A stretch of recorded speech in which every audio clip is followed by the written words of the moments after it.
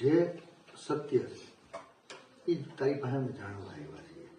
પછી આ બધા કૌટુંબિક પરિવારો એની સાથે પરામર્શમાં એ ઈચ્છે એ અમારે એની મદદ કરવાની, કાયદાકીય રીતે, સામાજિક રીતે, આખું ગુજરાત ભવિષ્યમાં આવી ઘટનાઓનું પુનરાવર્તન ન થાય ને બીજી દીકરીઓનું તારે પ્રેરણા સ્ત્રોત બનવાનું તારે સમજાવવાનું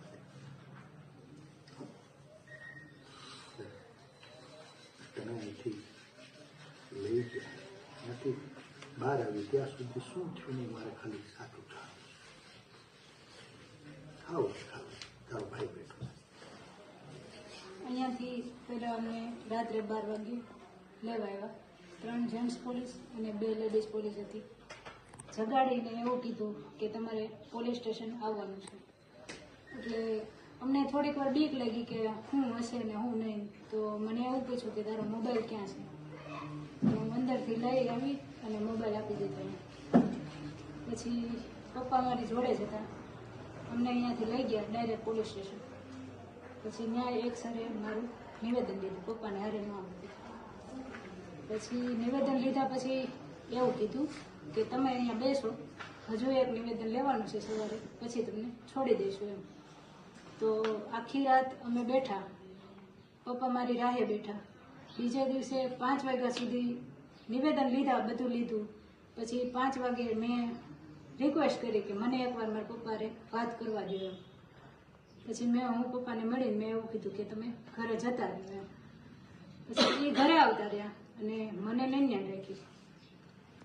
બીજે દિવસે અમને રાત્રે પાછા સિટી પોલીસ સ્ટેશનમાં સુવા માટે અમને ત્યાં લઈ ગયા. પછી ત્રીજા દિવસે સવારે અમારા ફિંગરપ્રિન્ટને એની કંઈક પ્રોસેસ હશે એ બધી કરાવી અને પાછા અમને અહીંયા લઈ આવ્યા LCB ઓફિસમાં. અને ત્યાં સાયબરના સર ને એ બધા લોકો હતા. પાછું નિવેદન લેવાનું ચાલુ, એક પછી એક 4 જણાના નિવેદન લેતા ગયા એવું કર્યું. પછી બપોર પછી નહીં, રાતના SP સર આવ્યા પાછા. ત્યારે અહીંયા LCB વાળા સર કંઈક રજા ઉપર હતા એવું કંઈક હતું. અને મારા જે મેન આરોપી છે મનીષભાઈ, એને SP સરે બોલાવ્યા અને ત્યાં લઈ ગયા. એની પાસે બધું બોલાવડાવ્યું અને એને મારતા હતા તો મને બોલાવી, મને ત્યાં ઊભું રહીને બધું બતાવ્યું કેવી રીતે મારે છે.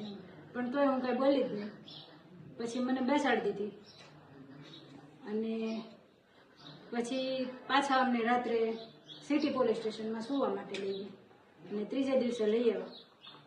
પછી પાછા અમારા હતું એ નહીં પ્રોસેસ કે નિવેદન લીધા, આ કર્યું તે કર્યું, સરઘસ કઢાવ્યું અને રિકન્સ્ટ્રક્શન કર્યું એ બધું.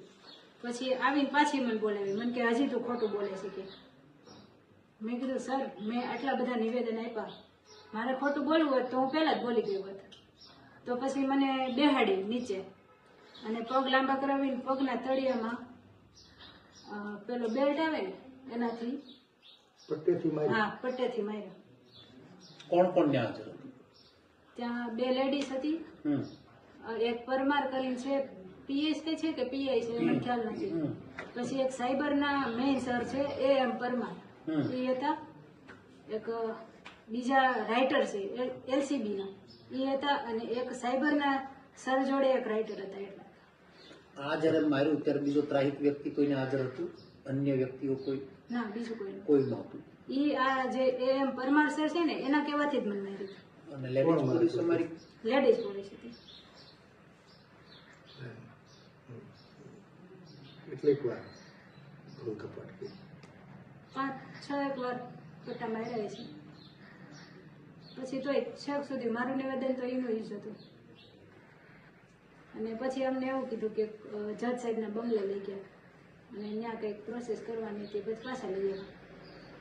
પછી કાંઈ નહીં, જતું એ જ તે કે સિટી પોલીસ સ્ટેશન મૂકી આવ્યા, સવારે લઈ ગયા અને બીજે દિવસે પછી કોર્ટ હતી. બપોર પછી કોર્ટે લઈ ગયા ને ત્યાંથી ડાયરેક્ટ જેલ. એ લોકોને એવું હતું કે મારા સરને જે મારે છે ને એનાથી હું બીને હું એને કંઈક કહી દઈશ એમ.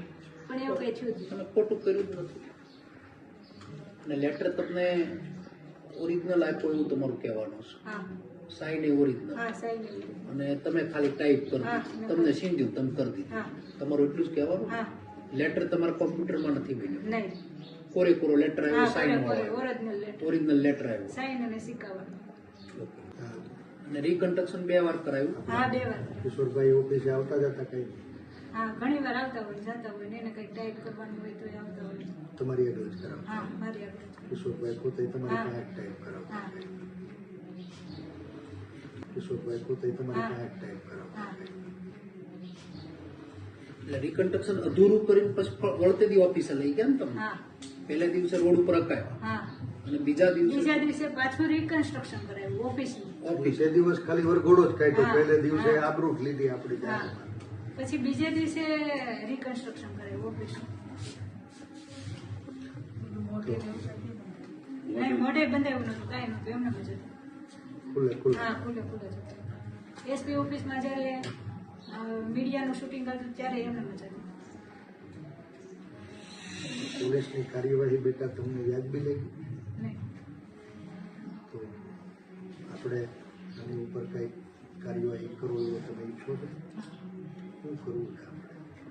તમારી યારે ખોટું કર્યું એની શું સજા?